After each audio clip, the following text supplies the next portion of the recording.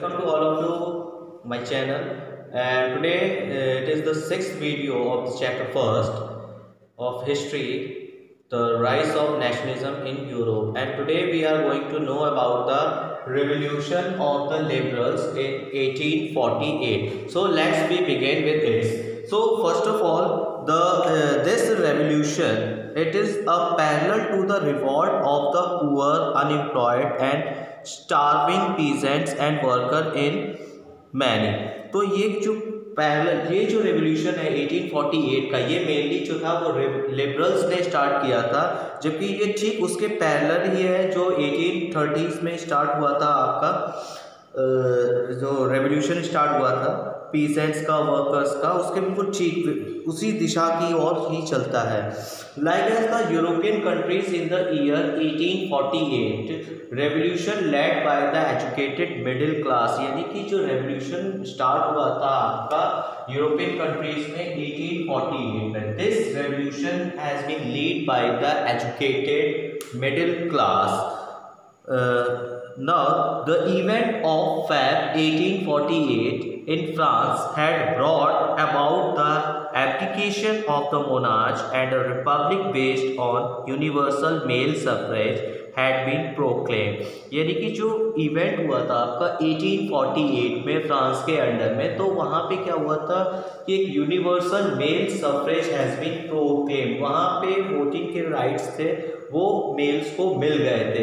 लेकिन जो other parts थे आपके यूरोप के, जैसे कि जिसमें Germany, Italy, Poland, Austria, Hungary, तो वहाँ पे जितने भी man and women of the liberal middle class combined their demand for constitutional with national unification, उनकी जो डिमांड थी, यहाँ के जो मैन एंड वुमेन जो लिबरल्स थे, इनकी जो मेन डिमांड थी, वो डिमांड क्या थी आपकी कि हमें हमारी मांगों को इस तरीके से, वो इस तरीके का नेशन चाहते थे जो कि हम लोग उसे नेशनल सेंटिमेंट्स भी जुड़े हों और सब की आइडेंटिटी सेम हो। तो वो जो demand for the nation states on the parliamentary principles are as follows, जो बेसिक जो उनकी डिमांड थी नेशन स्टेट्स की, एक देश की, वो किस तरीके से है कि first of all there should be a constitution.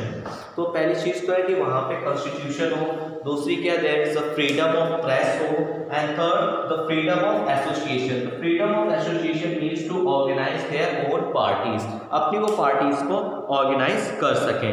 तो इसी में एक इवेंट है, उसको छोटा सा हम डिस्कस करते हैं कि जो जर्मनी रीजन्स था, वहाँ पे बहुत सारे पॉलिटिकल एसोसिएशंस फॉर्म हो गए थे, और जो उनके ज़्यादातर जो मेंबर्स थे वो आपके मिडिल क्लास के लोग थे, उसमें प्रोफेशनल्स, बिजनेसमैन और प्रोस्पीरियस आर्टिशियंस भी थे, जो एकत्रित हुए आपके सिटी, जो शहर है फ्रैंकफर्ट में, and they are going to decided that vote for all German national assembly.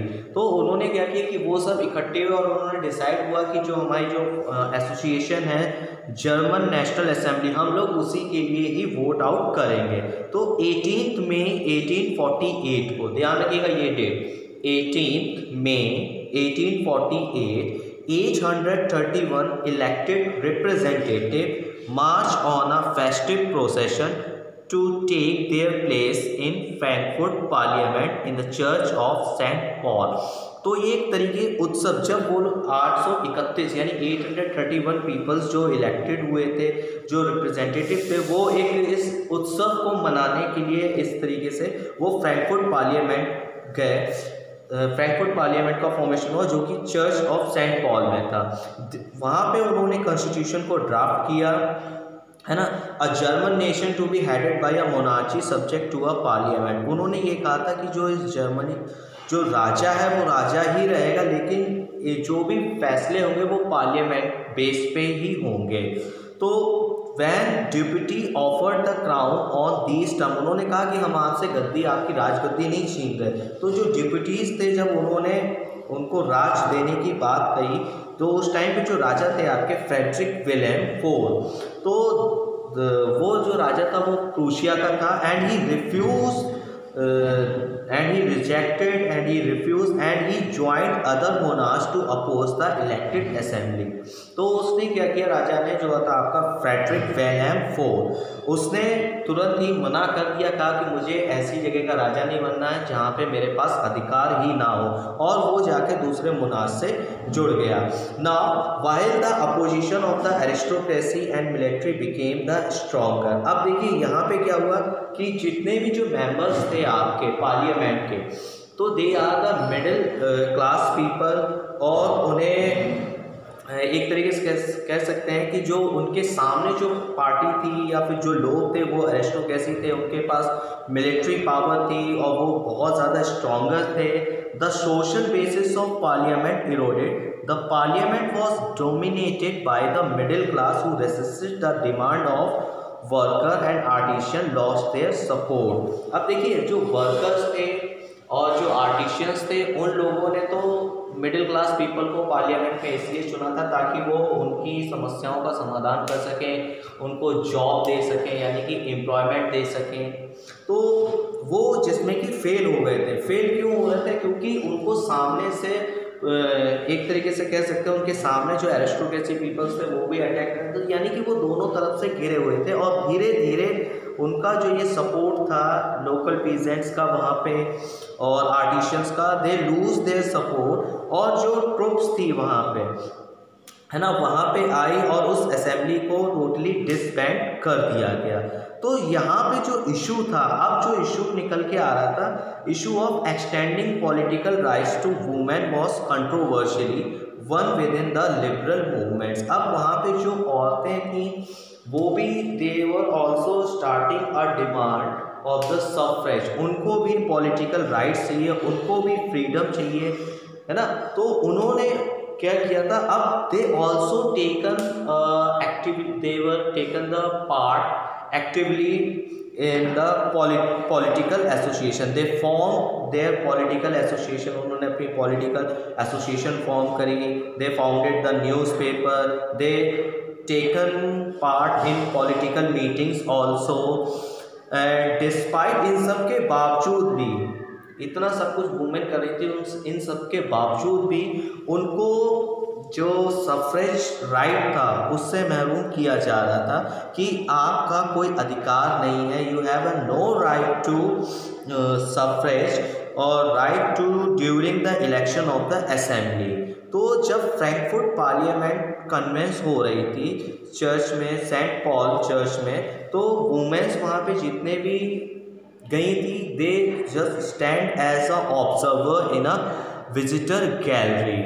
तो ये एक चीज़ हो गई थी वहाँ पे. अब ये जो इंसिडेंस हुआ था आपका फ्रैंकफर्ट पार्लियामेंट में, ठीक है, अब क्या था, now the conservatives have come and they saw the things going in a cycle way. तो उनका यहाँ पे कंजर्वेटिज्म का ठीक है, उन्होंने कहा क्या कि कभी ये हमको सत्ता से बेदखल करते हैं रेवोल्यूशनरीज, और कभी हमें फिर हम आके वापस सत्ता पे काबिज होते हैं. तो ये जो साइकिल ऑफ चेन है ये कब तक ऐसी चलती रहेगी? इससे तो बहुत ज़्यादा टाइम वेस्ट भी होता है. तो इस चीज़ को ख़त्म करने के लिए आपका, इस चीज़ को पूरी तरीके से ख़त्म करने के लिए जो मोनार्चीज थे, they beginning to realize that the cycle of revolution and repression could only be ended. ये एक ही तरीके से ख़त्म हो सकता है जब तक हम इनको कुछ कंसेशन ना दें, यानी कि जैसे कि कुछ इनको एक तरीके से पॉलिटिकल राइट्स दें, यानी कि कुछ ना कुछ उनको दें इस तरीके से ताकि वो लोग शांत बैठ सकें, कुछ अधिकार दें. तो उन्होंने क्या किया, the serfdom and bounded labour were abolish. तो उन्होंने इस चीज़ को हटाने के लिए, जो सर्फडॉम चलता था, वंशवाद, जो गुलामी चलती थी, जो लेबर्स को बाउंड करके काम कराया जाता था, तो उसको पूरी तरीके से एबॉलिश कर दिया था. और जो हैब्सबर्ग डोमिनियंस था और जो रशिया में ये सारी चीज़ें होती थी, इसको पूरी तरीके से ख़त्म कर दिया था. और जो हैब्सबर्ग रूलर्स थे, they granted more autonomy to the Hungarians in 1867. यानी कि जो हैब्सबर्ग रूलर्स थे उन्होंने और थोड़ा सा एक तरीके से कह सकते हैं आज़ादी हंगेरियंस को दे दी थी, ताकि वो एक थोड़ा सा लिबरल्स वे में आ गए थे। नाउ इसके आगे हम लोग बात करेंगे आपकी unification of Germany and the unification of Italy. ये जो दो टॉपिक हैं, it is too important for your board. So we start the